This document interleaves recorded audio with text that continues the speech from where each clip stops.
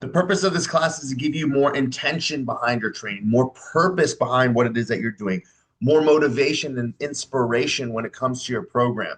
Because at the end of the day, if you guys understand the why, you're going to be more inclined to adhere to this, to push yourselves, and then have more involvement in your coaching process and your program. So I'm very excited to do this class. Again, this is going to be a little bit of science, a little bit of bro science. More importantly, it's just going to be the downright things you need to know when it comes to building muscle. And ultimately, building muscle does so many things for us. For the obvious reasons, it makes us look better, right?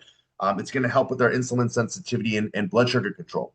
It's going to help with our fat loss. It's going to help with our sleep. It's going to help with just longevity in general. So if we can nail this, everything else in the program makes sense. Okay. So we're going to understand a few things here. Sweat. Okay. Sweat is the acronym I came up with. I actually coined this, so pat on my back, of the four things that actually contribute to building muscle. We're talking about mechanical tension, progressive overload, the relationship between them. What scenarios can you actually build muscle and lose fat? There's a few, and then what you should be focusing on your training, and then talking about should you be training to failure as well. So we're going to dive into a lot of things here. At the end, we'll do a Q&A, and then you can ask anything related to this class or any other class. Okay. So what is sweat? Sweet. I'll let you guys come up with how you want to pronounce this. Again, it's brand new. So these are the four things required for building muscle. Simply put, you need these four things to happen to build muscle. Number one is stimulus. Think of stimulus as when stress is put on the body, right? The body needs to adapt. It needs to change in order to handle that stress. That's what that is. So think about this outside of building muscle in the gym. When have you grown the most as a person, whether that's in business, relationship, etc.? It's when life just beats you up, puts you down, right? And you come back out the other side stronger. Same thing with animals. If you've ever seen, if any of you guys have had reptiles, or I used to have a pet tarantula when I was a kid. When you make a bigger cage and you feed it more, it creates an adaptation. So the reptile or the tarantula, whatever, will shed its skin and get bigger. If it doesn't have a bigger cage, it's not going to get bigger. Okay, so that's what the S is. W, very simple, water. We're made up of water, right? So the energy that we store needs water. The transportation of nutrients and all that needs water. So water is just, it's the simplest one. Energy. So we can get energy from two main processes. Either the food that we eat and consumes gets converted into the energy we use, or stored body fat can provide that energy to create muscle. Okay, so that'll tie into the scenarios by which you can build muscle and lose fat at the same time. And then the last piece will be time.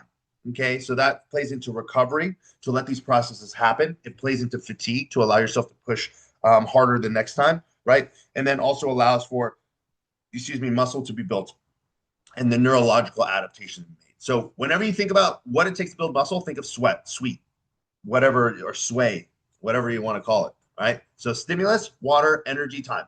Those four things are necessary. If you cover those four things, you're going to build muscle. All right. Now, most of you have probably heard this term, mechanical tension. You're like, what the hell does that mean? There's the scientific way to explain it, and then there's the simple way that I'm going to explain it. I'm going to talk about both, okay? But it's essentially the stress that is placed onto a muscle under load, also in relation to time, okay? What does that really matter to you? Let me give you a real life example. You know those, like, let's say you do a set of 10 reps, and this is like a working set. You know those grinding reps where like you're just struggling and you're giving it all you got? That has high mechanical tension because it's a lot of stress placed on the muscle over a long amount of time, because you're now in rep 9 and 10. That is what builds muscle. So to say, does rep 1 build muscle? It doesn't build muscle, but it is necessary to get to the point of the reps that build muscle. So that's why when it comes to building muscle, a lot of this, it's so much more psychological and mental at a certain level. Because if you think about it like this, there's only so many reps that you could do in a set. There's only so many sets you can do in a session. There's only so many times you can go to the gym before it starts being detrimental, right? So let's say you're an advanced bodybuilder, weightlifter, whatever it may be. Okay, you're doing the most amount of sets that you possibly can, right? Within reason. You're hitting muscles as many times as you can per week. So like, what do you change? The quality of the reps are perfect, right? You're doing this Well, the only thing that can change is your degree of handling that pain tolerance and pushing even further, right? So that's why, some people grow faster or respond better is because they're able to push that threshold. So the deeper you can push, and again, that doesn't mean messing up your form and ego lifting and all that, but the degree by which you can push that body to the next level creates more mechanical tension, which creates a bigger stimulus. Okay.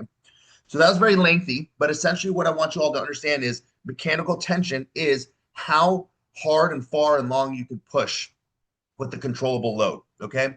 And again, I love to relate weight training to life because it is so true. Like I talked about, you don't grow unless you're placed under stress, right? In life, you're not going to grow as a person unless you have stress, right? Unless some challenging things face you and you overcome them. Same thing with here, okay? You're not gonna, you can't expect to go into the gym and dilly dally around and get results, right? No, you need to push yourself and put that effort in there in order to get that return, and that's what separates people from seeing the progress they want versus those who don't, right? Ultimately, at the end of the day, it's that little push. So there's two types of mechanical tension, okay? There's active, which is like essentially the movement part. So as I do a bicep curl and as I lengthen the bicep curl, okay?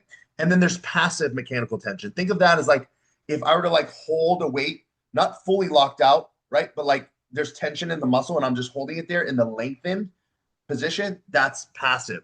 So that's why it's so important to focus on every part of the rep, right? So the actual curl in a bicep curl, the stretch, and then that little pause hold, all of that contributes to tension put on the muscle, which creates growth. Okay. Now, the passive part of mechanical tension, especially the lowering and the hold and the stretch position, that's what stimulates the tendons a little bit more in the joints. That's why I tell you guys all the time, like, don't just slam the weights and just, bounce things. Like you might not feel it now, but you will over years and years and years. Okay. So I took a little bit extra time on this mechanical tension slide because mechanical tension is the driver of hypertrophy, and hypertrophy is the scientific word for building muscle, essentially. Okay. So high mechanical tension means high stimulus, like we talked about here, the S in sweat, right? So the more mechanical tension, the better, right? Now, here are the 5 factors that contribute to mechanical tension, right? The amount of weight, right? So the heavier you train, that puts more of a stress, okay? The length, the range of motion. So the more that you go through the full range of motion of an exercise, right? So like half reps are not as full range of motion as a full rep on a bench press, right? That will contribute to mechanical tension, okay? How close you are to failure. And we'll talk about failure a little bit later, the nuances of failure, but how close are you training to the point that you literally cannot do a perfect rep anymore, okay? Controlled eccentric. So what an eccentric is, I should have explained this before. So concentric, think is concentric as a contraction. So in a bicep curl, when I curl up, that's a concentric. On a bench press, when I push the bar off my chest, that's a concentric. On a squat, when I press the ground and I stand up, that's a concentric. The eccentric is the negative, the opposite. So an eccentric is when I'm lowering the weight on a bicep curl, when I'm bringing the bar back to my chest on the bench press, when I'm lowering down in a squat. Okay.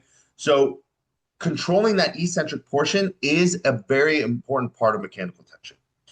And then last but not least, when I talk about stability and leverage, what do I mean by that? The more stable you are, the more stable the exercise and the more leverage you have, the more tension you can put on the muscle. Let me give you a perfect example.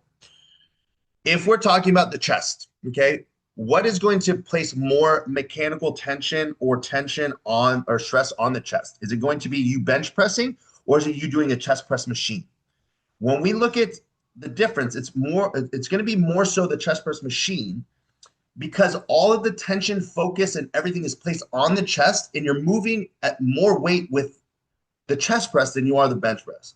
Now, if you're benching 200 pounds and on the chest press machine, you put the pin to 200 pounds, they're not equal. What essentially I'm saying is in a bench press with a bar, a lot more is involved in moving that. It's not just your chest, it's your lower body, it's your core. There's a lot of stability, there's a lot of momentum, there's a lot of leverage that your body has to create to move that. On a chest press machine, you're more so fixed. So more tension can be placed and focused on just the muscle. So that's why when in a bodybuilding sphere, when I talk about bodybuilding, what do I mean? That doesn't mean that you're a competitor. What it means is, what do bodybuilders do? They're the best at building muscle and losing fat. So from a bodybuilding perspective, that's why usually machines are going to be, I don't want to say better, but more than likely going to allow you to place more tension on the muscle. Now, there is an importance of free weights and cables and all these sorts of things. We could talk about that in a separate time. But I just want you all to understand the more tension that we can place, mechanical tension on the muscle we're trying to train, the more stimulus we create, therefore, hopefully, the more growth. Now, rep ranges. This is a big topic for a lot of people, and I'm just going to nail this out for you guys to understand because a lot of people are like, why do I do high rep sets? Why do I do low rep, etc. By the science, okay, anywhere from 5 to 30-ish reps have the equal potential to build muscle. Now, I will say there is a caveat to that, and I'm going to explain that, okay, in a second. Here's one of the myths that we talked about the other week: lower reps, higher weights build muscle, lower weights, higher reps build more toning. It's not true. Just throw that out the window. It makes zero sense because we talked about this already, right? What builds muscle? You need a stimulus. Can you get a stimulus from high reps and low reps? Yes. Okay. Does water play a factor? No. Does energy play a factor? No. Does time play a factor? So no. Both of these can build muscle. Toning, what does toning mean? It means losing body fat and build muscle. So weight training, doing extra reps doesn't burn more body fat. So I'm just throwing that myth out the window. I want that gone. I want that out of your head. The amount of repetitions you have nothing to do with the toning or muscle building capacity. But what I will tell you what will affect is this. Excuse me. I was checking the chat real quick. All right. So the problem with higher repetitions, and when I say higher, the higher you go, is I'm sure all of you have done a set with low reps and a set with high reps. What happens the higher repetitions you go, that burn starts to happen. It just starts to get tiring. You start running out of breath. So your idea of failure actually gets a little skewed because you might be failing because it burns. You might be failing because you're out of breath. You might not necessarily be failing because of the stress and the tension on the muscle. Hopefully that makes sense. So what I'm saying is, with the lower reps, we know that failure is a little bit more true because you're failing because you literally can't do another rep because the weight is too heavy and the muscles are failing. When you do higher reps, and this is not a blanket statement, when you do higher reps, sometimes your idea of where you're failing can be skewed because yes, you might not be able to do an extra rep, but it's not because the muscles have necessarily failed. It's because you're out of breath, because that lactic acid and that burn builds up, so you can't do it anymore, right? So that's why I usually say like going to 30 reps is kind of crazy. I like 20 as being like even 20 starting to get up there at some point. But it's just a good point of emphasis for you all to understand. You can turn it off. Excuse me, Jam. I'm gonna mute you real quick. Okay. So when should you use low and high reps? Again, not a blanket statement, but in two scenarios, I will say that one is preferred over the other. If someone's just starting out, if we have them use higher repetitions, more than likely they got to use lower weight, right? So it's going to allow them to have proper form, and the more reps they do with proper form, the more that they build a good habit, right? So generally, I'm going to recommend most people when they're starting out to do higher repetitions, okay? And that's not everything, but more than likely the higher repetitions is good because you're going to have less of a chance for injury. You're going to get more reps doing the right thing. Excuse me. And you're going to have I forgot what I was going with that. So again, higher weights, higher reps, lower weight in the beginning is going to be a little bit better. And again, lower weight is relative. I'm only saying lower because you're doing higher reps.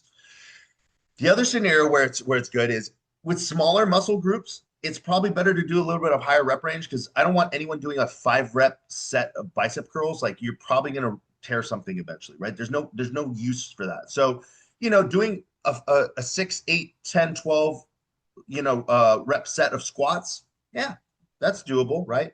It's low enough to where you're not out of breath and killing yourself, but it's not too low to where it's unmanageable. But when it comes to a bicep curl, I don't really see a need for a 6 to 8, sometimes even 10 reps, right? I would rather go a little bit higher. Now, again, going back to the first point, can you build muscle doing a 5-rep set of bicep curls? Sure.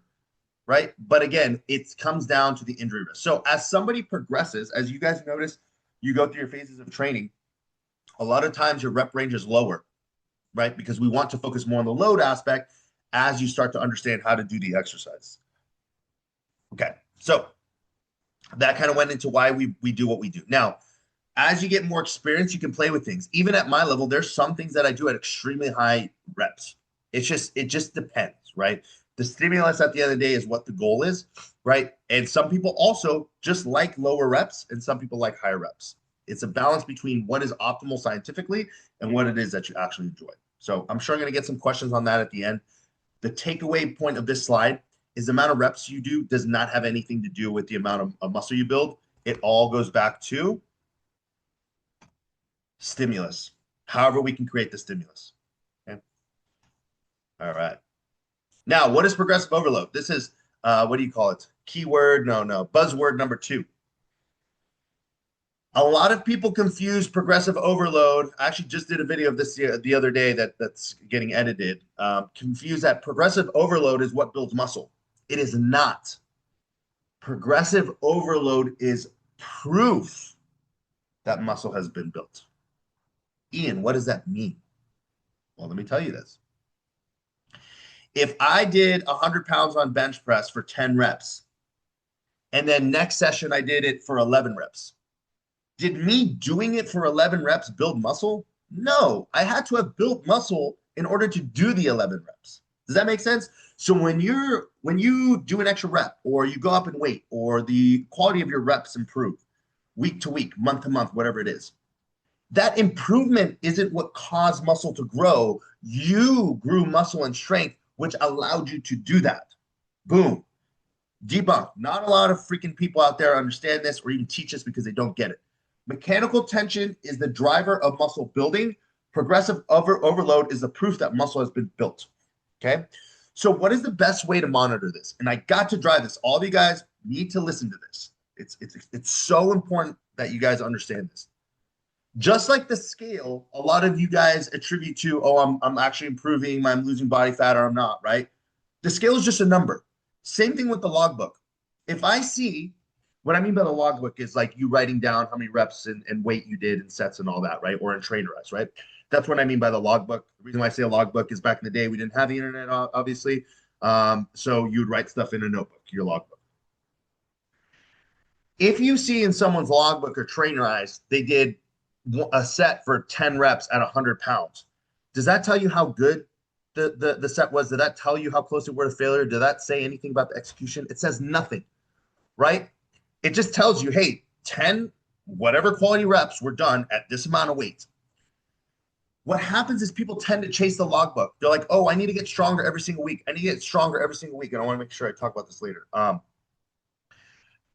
But if the quality of the reps are poor, or the quality of the things you're improving on, like your ego lifting, or you're forcing yourself to increase the weight just because you think you have to, you're actually not creating any more stimulus. You're not improving. So what happens is people get so fixated on the logbook of, oh, I need to increase in weight, I need to increase in reps. Yes, that is the goal, but you don't sacrifice execution, form, intensity, control, and tempo to do that, if that makes sense. So chasing the logbook means you're going to the gym and you are doing whatever you can to increase those numbers, even if it means making the quality of your workout poor. This is the perfect example I like to give to help you guys understand this, okay? If you were trying to progressive overload on the bench press, and I keep using the bench press example because that's, one of the main exercises people want to see progress in. If you were to increase your bench press by 5 pounds every single week, you know how much more you would bench in a year? 5 times 52 for your math nerds out there. I think it's what, 260?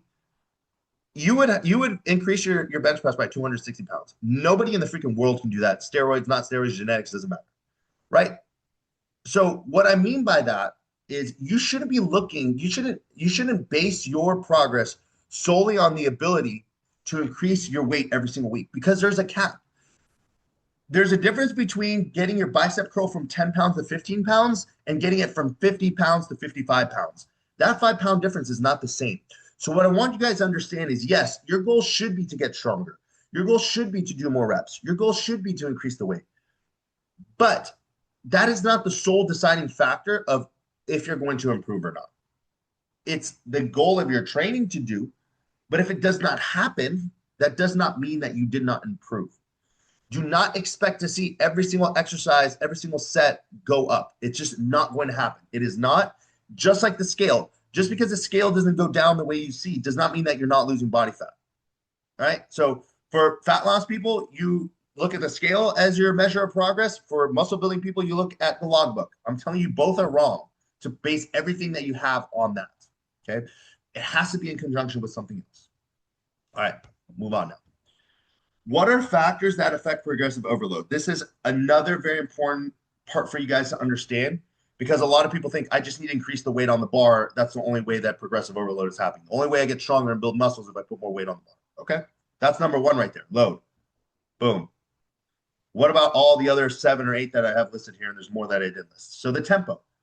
If I control the tempo a little bit more, meaning that the speed at which I do the rep and I slow things down a little bit, it's going to be different than the reps where I do them fast. That's a point of progressive overload. So if I'm always doing my reps like this, right, and then I slow it down to this with the same amount of weight, it's still progressive overload because it's harder to do the slower controlled reps.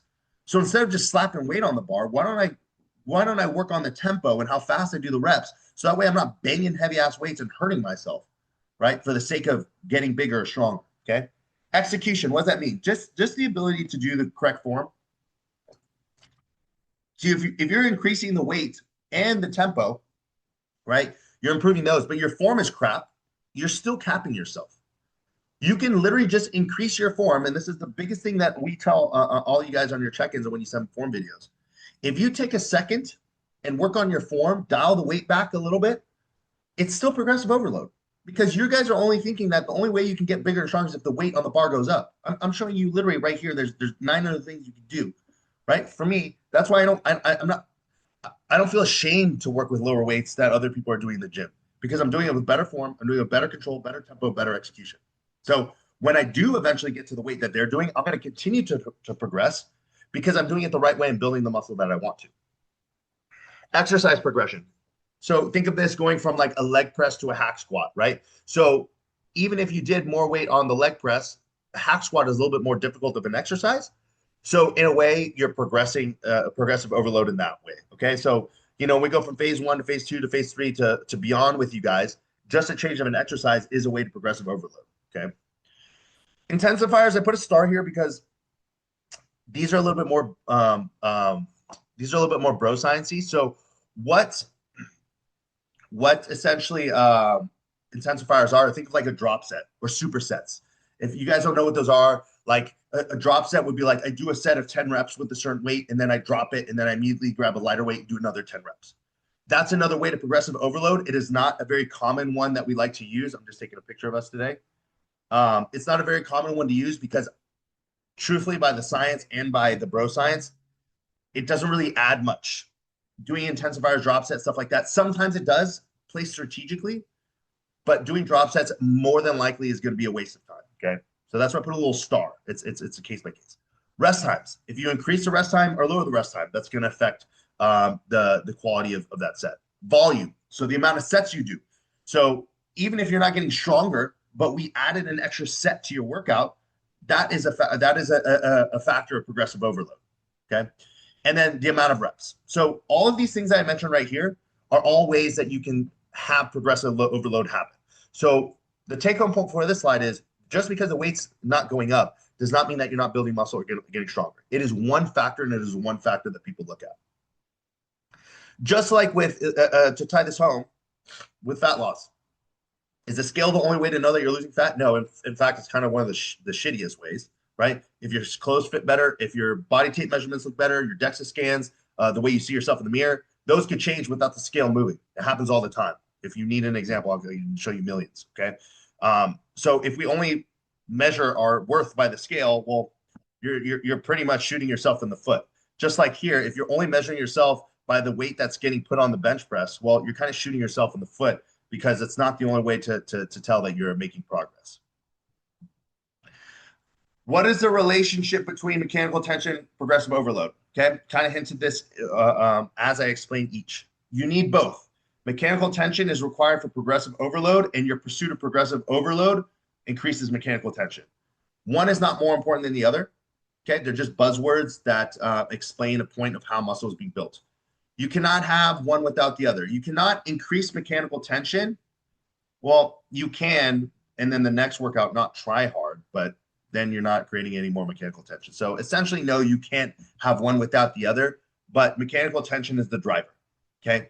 Progressive overload is the proof. So when you're at the gym, you should be like, okay, my goal is to create as much mechanical tension as possible. The way I'm going to do that is the heaviest load I can with the best tempo, the best form, in the tougher exercise that I can. Throw that to the side because you're not dictating that, we are, right?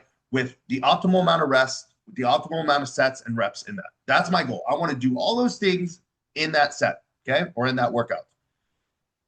When I see that the next time I do that exercise, that either the tempo was improved, the execution was improved, the weights, the reps, all that was improved, I know progressive overload happened, which means that I put on muscle or strength, okay? So sounds confusing. At the end of the day, I want you to take home that weight on the bar is not the only factor of progress, and that mechanical tension is what builds muscle. I'm going to check the chat real quick in case I'm missing anything. Okay, good. Already questions coming in here. I like that. All right, so moving on. Can you build muscle and lose body fat?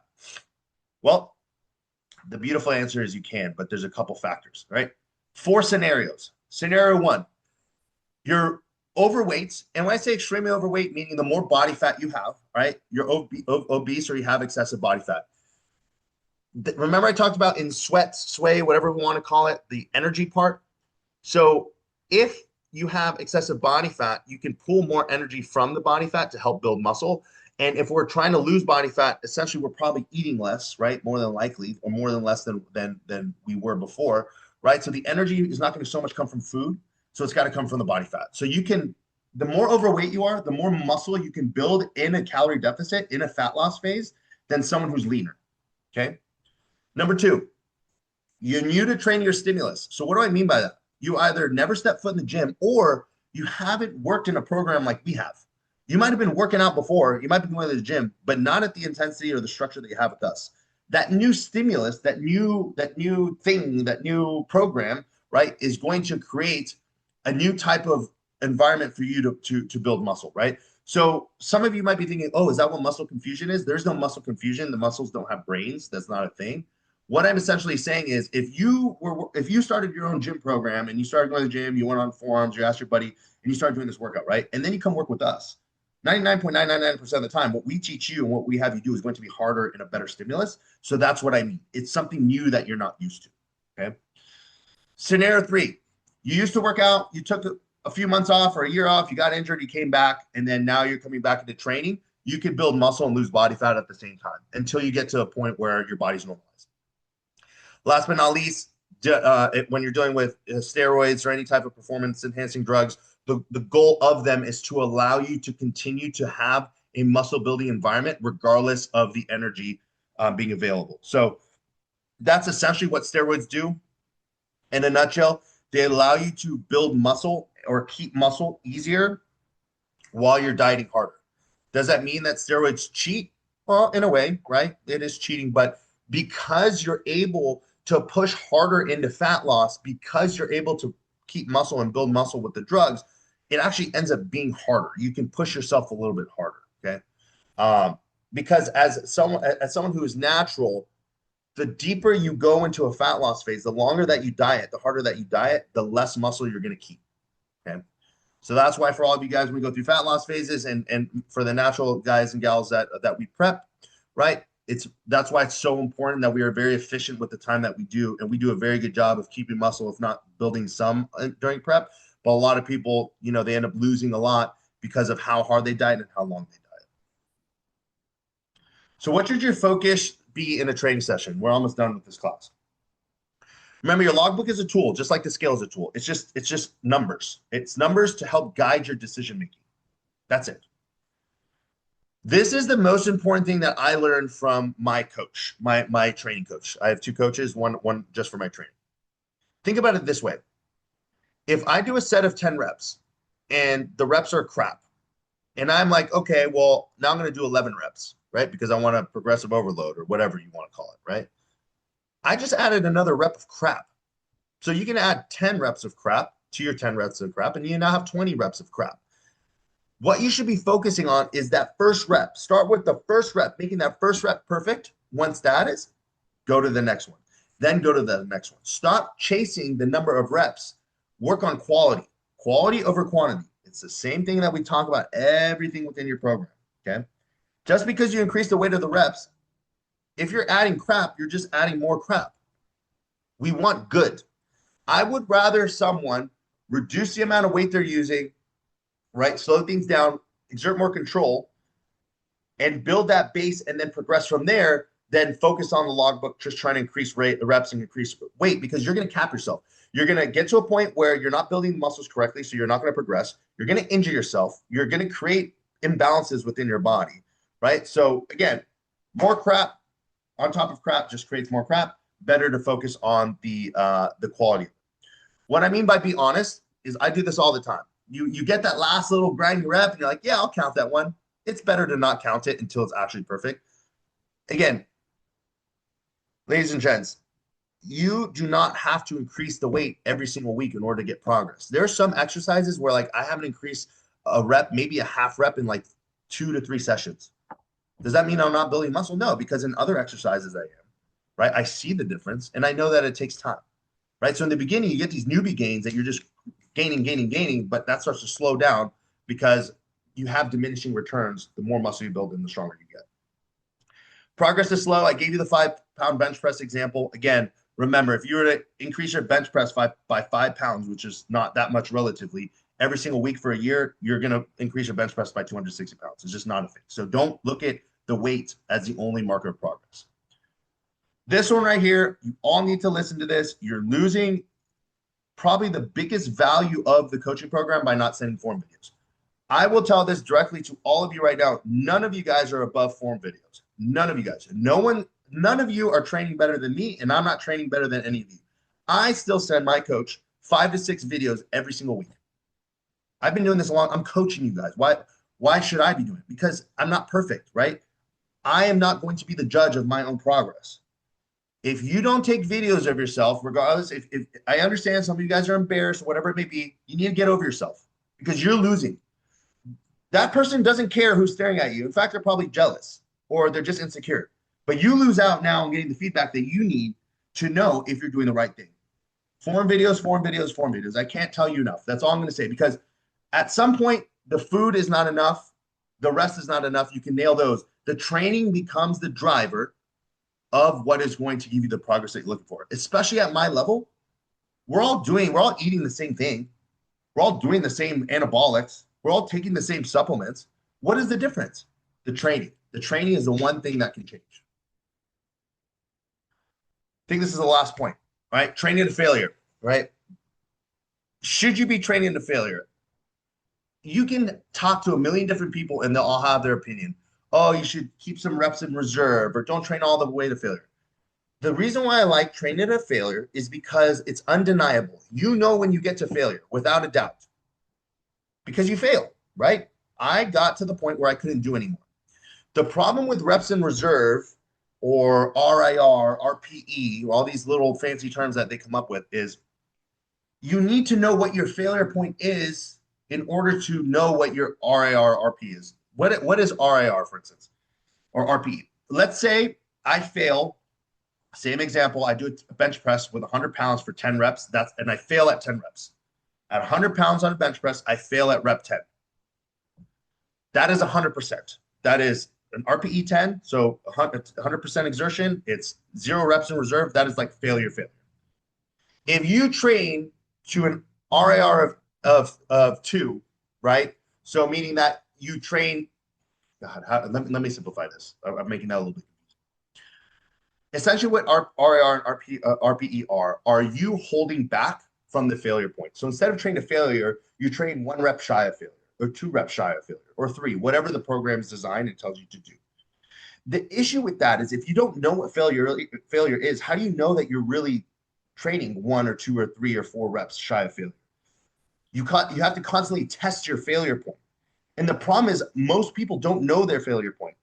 I'm sure plenty of you guys have been training for a while, then you train with a buddy or train with a coach or a trainer, and they're like, oh, wow, I can actually go way harder. This is how you're supposed to train? That happens to me all the time. I think I train hard. Then go train with, I trained with an Olympian, top 4 Olympian a few weeks ago. And I was like, okay, well, I obviously don't train like shit or know what I'm doing because this guy crushed me, right? But if I didn't train with him, I'd think that I was, the god of training.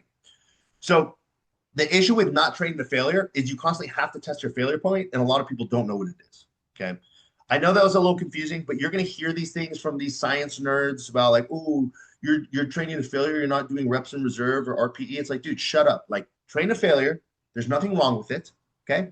Most people don't even get to true failure anyway, so just don't worry about it, right? Science in the last 5 reps. What does that even mean, okay? By the science, if you were to train to failure, let's say failure is 10 reps at 100 pounds, the last 5 reps are the stimulating mechanical tension building reps. So what does that mean? If I do 100 pounds for 10 reps and I fail, if I were to only do 7 reps of 100 pounds, you still have some muscle building potential there. It's not as high as if you got to reps 8, 9, and 10, but it's still there. Why is that important? Because again, you don't necessarily need to push the weight or push the reps every single time you train. You just training to failure, whether you improved or not, putting weight on the bar, it's still creating muscle building potential, okay? Last couple things here. Should you train with a spotter? In my opinion, I don't like training with a spotter because I don't always have a spotter. So if I train with a spotter and they push me beyond failure because they're spotting me, and then I go train by myself, I'm not going to be able to mimic that. Second, using a spotter to take you past failure, right? It's taking you beyond the point that you need anyway. So you're just creating more fatigue. You're creating a longer amount of recovery that you need. There's no real benefit. Now, a spotter might help you get to failure, but if you're at failure and they're picking the bar off your chest and they're like, come on, bro, you got like 6 more, like it's not doing anything for you. So spotters in a way that keep you safe, keep you motivated, help you with your own ability are great. But having someone just force you to do an extra 2, 3 reps, it does nothing for you. It just hurts you, right? And I'll have that conversation with anybody any day. Again, your spotter cannot replicate their spot with you every single time. So they might spot you different today than they do in a week. So it's hard to replicate that. Okay. Let's see. All right. So that is the class. Essentially, what I just want to go over is a couple things. Number one, mechanical tension is what builds muscle. Progressive overload is the proof that it happens. Do not chase the logbook. There are plenty of other ways to progress. And the biggest thing of all is focus on the things that you learn in this class and apply them to your gym training sessions and ask questions to your coaches to clarify some of the things that you need. So I'm going to unshare my screen here. I'm going to go through the chat first, and then we'll go ahead and dive into a few of the things that y'all want to hear. So no audio. Got it. Debunk science-based lifting. Again, there's a balance, right? Science is important. It's every single one of you works some type of job. I'm sure when you just started that job, you need to learn by the book, right? So when it comes to investing, how to be a cop, how to fly a plane, right? You need to learn the book stuff. But then the more you do it, you start to take the techniques and out of the book stuff to perfect it. That's what this is, right? So the science gives you the foundation, right? But then science always lags behind, okay? So science has its place, but the science is not advanced enough to know what it is that we need to do and when, okay? All right. My trainer eyes be going up every week, and that's good. Again, there's nothing wrong with that. I just want y'all to know when you hit a plateau for a week or 2 weeks, it's not the end of the world, okay? But my big booty Instagram gym yeah, again, here's what I'll say. As an influencer myself, I'll call myself out. One thing you guys got to understand about making content, and my content's changing because I need to do this, is you can't go in depth. You can't give all the information you need. Like, people's attention spans aren't there. You need the clickbaity stuff that's quick. So like, even you guys will start seeing my videos get a little bit more like simple and quick and easy and not really explaining much.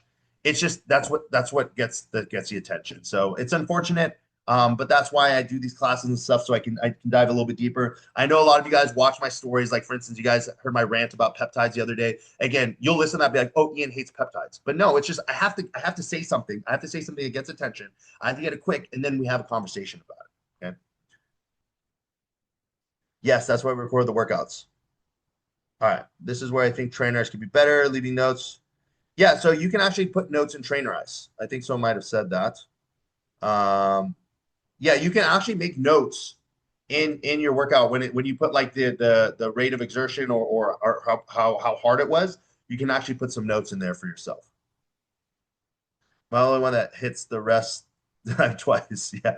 Again, there's when it comes to rest time, there's a balance between resting too much and too little. So you want enough rest that your cardiovascular system's in check. You're not feeling that burn and you can't move. You're mentally ready, but you don't want to wait too long to where you're cool down, the pump's gone, all this kind of stuff. So for me, I have a general rest time that I go through, but if I need more, I'm going to do more. Muscles don't have brains. Yeah. Ego lifting. Yeah. Who cares what people think? Guys, I'm telling you right now, the only people who complain about you filming in the gym are the ones that are insecure about themselves. I'm telling you this all the time. Hell yeah, John, on the tripod. I know that was a mission for us to get. Sounds you make in your videos. Just so you guys know, when we go over your videos, most of the time it's on mute. All right. 1 second, Frank. Yeah, the faces. Exactly. All right. I love you guys' comments. It's probably the most lively you guys have been. That really made me happy. I missed you guys a lot. Okay. So Frank, you can go first since you raised your hand. I think you're the I didn't even know you could do that. So I'm gonna lower I can click lowering your hand. So I'm gonna do that. Go ahead and unmute yourself and ask. What's up, Coach? How you doing? Good man. Hair's looking short. Yeah, I went Buzz. 'Cause it's so optimal, you know. I don't have to do my hair or anything now. Aerodynamic. Yeah, but anyways, I was gonna ask. So the way I've been doing it is I go a lot, like I go as heavy as I can on that for because it's usually 2 sets for my Mhm. workout. So I always go as heavy as I can for usually that 10 to so whenever I see 10 to 12 in my mind it's automatically like okay, like let's go heavy and try to fail around 10 reps. And then on that second one is the one that I go, lighter and I really really focus on the squeeze and fail around like 18. Is that the way I should be doing it? I don't want to give you a black and white answer. And Kaylin, I see your hand too. Awesome. Okay, we're figuring this piece out. You guys are teaching me something new. So simply put, you should treat both sets the same, right? You should be going as heavy as you possibly can, training as hard as you can in both the sets. But yes, Right. though for most exercises, we give 2 sets because it's usually a top set and a back off. So the top set is where you're pushing a little bit more weight in a lower repetition range, just really getting it all out there. And then Hmm. it sucks. Like nobody wants to do 2 sets of 8 reps on a hack squat. Like that shit sucks, right? Chance is not in the class, but he likes that shit. I Yeah. don't, right? So yeah, you could think of it that way because you're working a little bit lighter and a higher rep range. You're going to be able to focus on the squeeze a little bit more. So there's nothing wrong with that. Essentially, what you are trying to do is what you said. So let's take just the first set, for example. If I have a set that I need to do 10 to 12 reps, if I'm just getting in the gym, I just started this program with Precision Approach. I'm going to go to the gym and I'm going to pick a weight that when I get to failure, fails in between 10 to 12 reps. That might be 10, that might be 11, that might be 12, that might even be 9. I might have overshot. Regardless, Hmm. let's say it's 10. I'm going to stick to that weight until I fail at 12, maybe even 13 if you want to just make sure that you did 12 solid ones. And then I'm going to up the weight to now fail at 10. Does that make sense? And then keep Yeah, doing that's that. what I've been doing. Yeah. Yeah, that's what I've been doing. Cool. All right. Awesome. Thank you. Yeah, Frank. All right, Caitlin, shoot. What you got? Okay, so I got this. Not, it's not really like even an issue, but so like you know how you say progressive overload is just proof that you're growing muscle. Fantastic, love that. Like you and Nick both know that people in El Paso train so much differently than like anywhere else, and it's so annoying.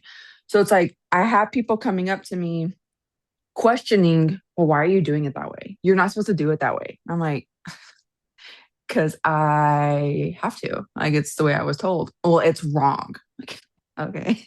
Like, I don't know what to tell you other than it's how it works. I don't know. No, you need to do it like this. And they'll proceed to show me how Mhm. they think I need to do it. And I'm like, okay, cool.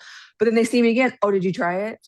No. Like, I don't know. Like, how do I politely tell people to, like, go away? Like, this is what I'm Yeah. doing. Like, I have a coach for a reason. But then they're like, oh, well, who's your coach? How much do they charge? And I'm like, oh my God. And it's this whole spiel when you tell them to kind of go away. And it's like, Yeah. listen, just let me do my thing. Leave me alone. You see that I'm having my headphones on, don't talk to me. Like it's very clear. Or it's the complete opposite of, oh my God, can I train with you? Yeah. It's gonna start working out at home. Yeah. So, I mean, you kind of said it yourself. Like, it's kind of a balance between nice and respectful, and then like, hey, F off. I got, my own stuff. So, what I'll say is this: like, if you ever actually find yourself in a conversation like that, 99% of people, they can't get past the first question. So, when they're like, oh, you're doing this wrong, ask them, okay, why is that? They'll probably be, oh, because, oh, good question. That then Because I walk away. have I have that one particular guy still that continues to bug me. And I'm about to switch gyms because he keeps bothering me. And it's always, well, you need to do it this way. Like this will help you grow at X, Y, and Z. You need to progressive overload. But You need ask to him go up at why. least 5 pounds. He was like, you need to go up at least 5 pounds every week. If you're not going up Yeah. 5 pounds every week, then you're not doing anything. And I'm like, I can outlift you. What are you talking about? This is what you do, Caitlin. I'm gonna when I upload this to school, you're gonna be like, "Hey, sweetie, I actually have a video of me that I'd love for you to watch." And then I want you to be like, "Give me your number so I can give you this video of me." And he's gonna be super excited. He's gonna think he's gonna see some video of you, and you're gonna send him this link, and he's gonna see my face on it teaching this class. And by the end, he's gonna thank you because you're like, "Oh, damn! Now I see why you have the coach that you do." You're like, okay, Just cool, live great. 100. Yeah. Honestly, everyone has. I always say everybody has a perfect idea for someone else's training, just like people love spending other people's money. Like people love giving you the opinion on what you should spend your money on, but they themselves don't know how to spend their money. So it's the same thing. He's just trying to be relevant and nothing wrong with it. I welcome that. I would just say for your own sanity, if you want to have a conversation, just ask him why. See, the best way to have people understand that their reasoning is faulty is not by telling them. If you tell me that I'm wrong, I'm not going to listen to you. And no one's like that, right? Because we just have an ego. But if you ask me questions about the opinion that I have, I'm going to start to see the flaw in my thinking. And then you don't even have to tell me. I'm like, oh, so that would be that would be my approach if I had the time, which I don't. I would just probably start ignoring this guy at that point, or just have big ass Rob tell you, hey, bro, shut the fuck up and leave. Yeah. Like, go eat a brick or something. I don't Yeah. know. So no, but any questions that come up, and like I said, I don't ever want anyone in here who watches this to feel like you should ignore the opinions of others. Take that if they have some validity, feel free to ask me. I have no problem. I don't ever tell people don't listen to them or nothing. Even I have no problem with you guys even showing people your programs. I welcome that because it only builds more proof and trust in us to be able to explain that and give you the reason why. Sound good? I'll go one more thing. Sorry. That Yeah, was go kind ahead. of a long-winded question. The second one would be like, so if you're obviously progressive overload is proof. We said that, cool, great, love that. Some people's programs, I don't know about everyone else, but like my particular, like I have two sets, usually two sets.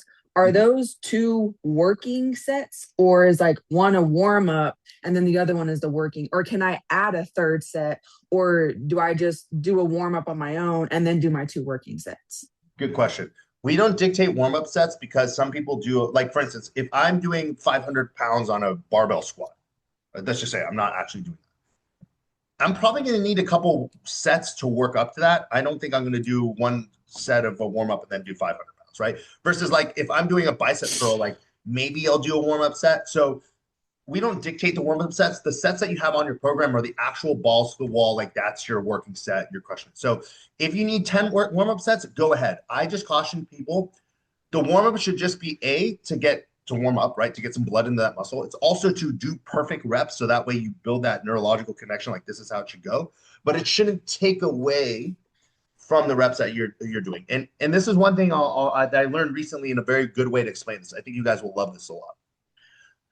So when I do a bicep curl, for example, what actually moves your bone and the muscle contraction is essentially think of like a hand, like a hand that grabs and pulls. This is what's actually happening at the cellular level.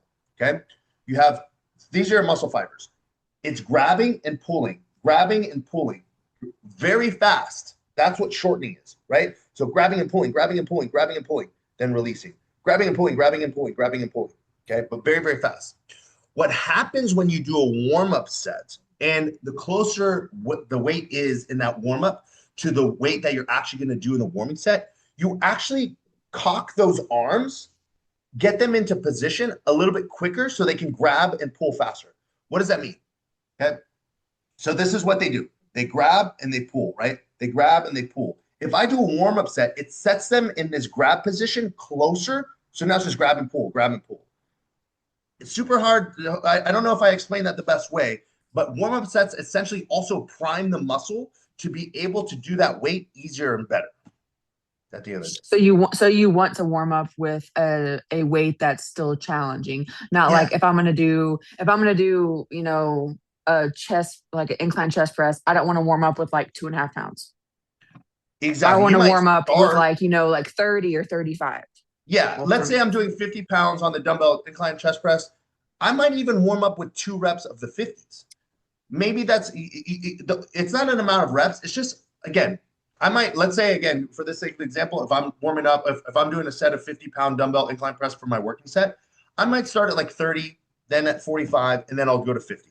Or I might go to 40 and then go right into 50. It just, you kind of just flow, right? Some things you need more warm up, some things you don't. So I don't like to give a textbook answer for that, but yeah, that's generally the warm up sets is what you feel like you need to do the working set correctly. All right, what else we got? Got time for probably 2 more questions. Either unmute yourself or put it in the chat. Excellent one so far.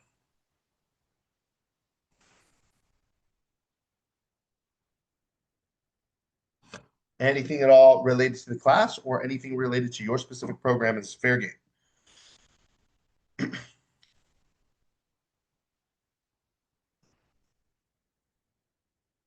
I'm going to be on here for 4 more minutes regardless.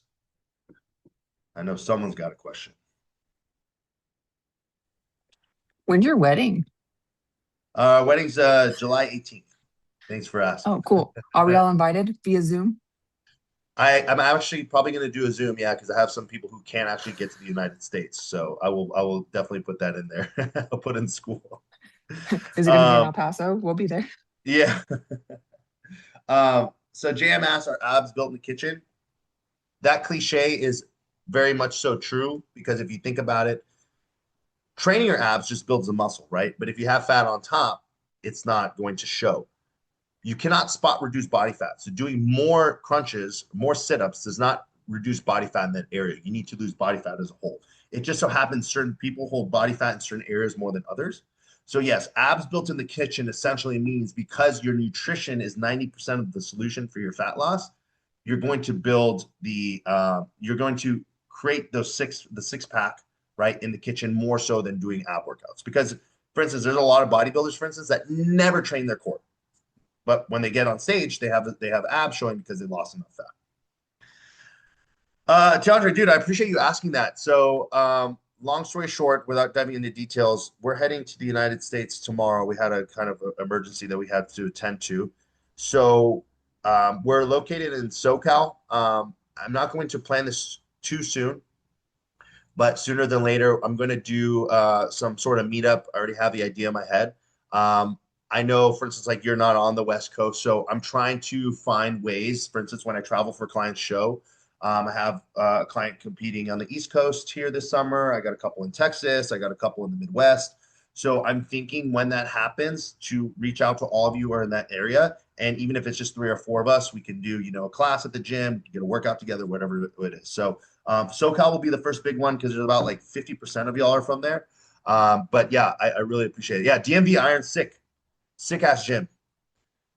Really, really dope gym. So I'd like to be able to do that. So as I travel while we're back, I will keep you all in the loop, and we'll be able to make something happen. So with that being said, guys, I got another one quick. What? What's a